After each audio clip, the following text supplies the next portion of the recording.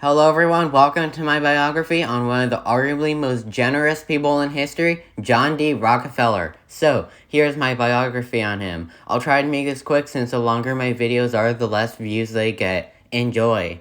On this day, July 8th, 182 years ago in 1839, in a farmhouse which now looks like this, in the small town of Richmond, New York, John Davison Rockefeller was born to William Rockefeller, who was a con artist that forged elixirs and fake medicine to get money, and Eliza Davison, who literally couldn't find anything on other than her being pissed off that her husband was a bigamist. She looks nice, I guess. Anyways, John would do gigs for money as a child, including raising turkeys and selling candy. John's father is even quoted for saying, "I cheat my boys every chance I get. I want to make them sharp."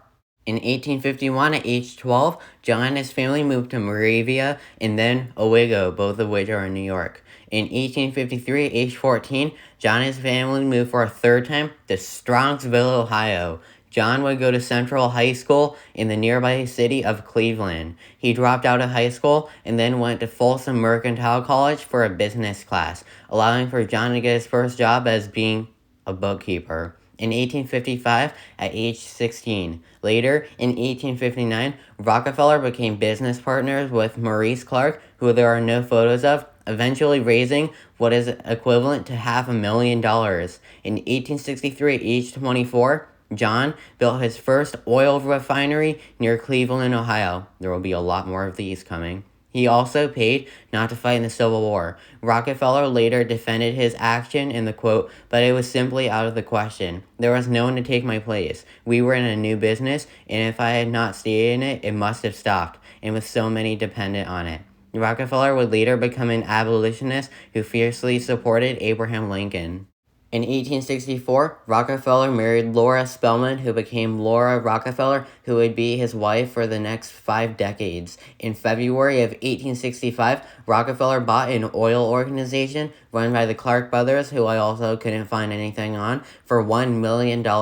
He turned their organization into a firm and named it the Rockefeller and Andrews Firm after another investor. Rockefeller would later say this about this particular day: "It was the day that defined my career," end quote. In 1866, John's brother, William Rockefeller Jr., built the family's second oil refinery, also in Cleveland, Ohio. In 1867, an industrialist named Henry Flagler joined Rockefeller's firm, making the name Rockefeller, Andrews, and Flagler. In 1870, this name was changed to Standard Oil. Now, Rockefeller was the owner of the largest oil company in the world.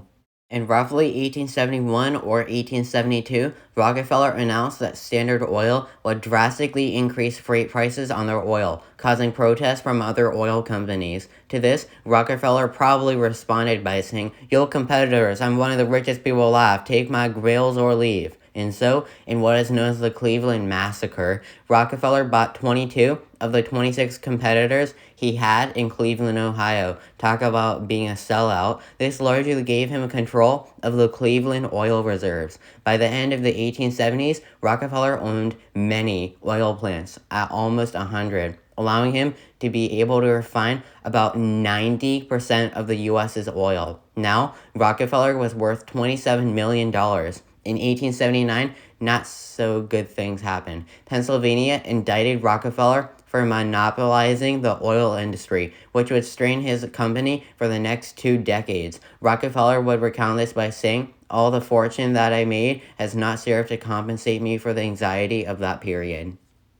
In 1880, Rockefeller's company was called by the New York World, a now defunct newspaper, quote, "the most cruel, imprudent, pitiless, and grasping monopoly that ever fastened upon a country. That's a real sheesh moment for you." Rockefeller responded to this in, quote, "In a business so large as ours, there are some things that are likely to be done which we cannot approve. We correct them as soon as they come to our knowledge," end quote. Rockefeller then created the Standard Oil Trust, which included 40 or so companies to secure and defend its money. By 1882, Standard Oil owned 20,000 wells, 4,000 miles of pipeline, and had over 100,000 employees. In 1884, Standard Oil's headquarters moved to New York City. In 1892, Yeah, Rockefeller got hit hard. The Ohio Supreme Court ruled that Standard Oil was a monopoly, meaning it violated state and federal law. This would lead to Rockefeller eventually becoming a philanthropist to try and help people and recover his tarnished reputation. Speaking of philanthropy, in 1913, Rockefeller built his palatial estate, which he would name Kykeway, which is Dutch for lookout, in Sleepy Hollow, New York. The same year, John established the famed Rockefeller Foundation. He would donate $250 million to it. It would use that money to build many colleges, universities, and help with World War I relief internationally. In 1914, Rockefeller built a second house in Ormond Beach, Florida, which he would name the Casements. It would become his winter home. In 1916, Rockefeller officially became the world's first billionaire, which shocked many. Earlier, in the 1890s, due to legal stress, Rockefeller got the disease alopecia, which made him almost completely bald. By the 1920s, as a result, he literally looked like Freddy Krueger. By now, it looked like his health was heading south. On May 23, 1937, just shy of 98 years old, Rockefeller passed away in his sleep at his Florida home due to severe arteriosclerosis. He would be buried in the significant city of his life, Cleveland, Ohio. A man of $1 billion, hundreds of companies, hundreds of business deals, and the king of the oil industry. Rockefeller would live on as the richest American in history who did many good and some not so great things. Nonetheless, the famed Rockefeller Center, which he partially financed, would open 2 years after his death in 1939 as another part of his legacy. John D. Rockefeller will remain one of the greatest philanthropists in history.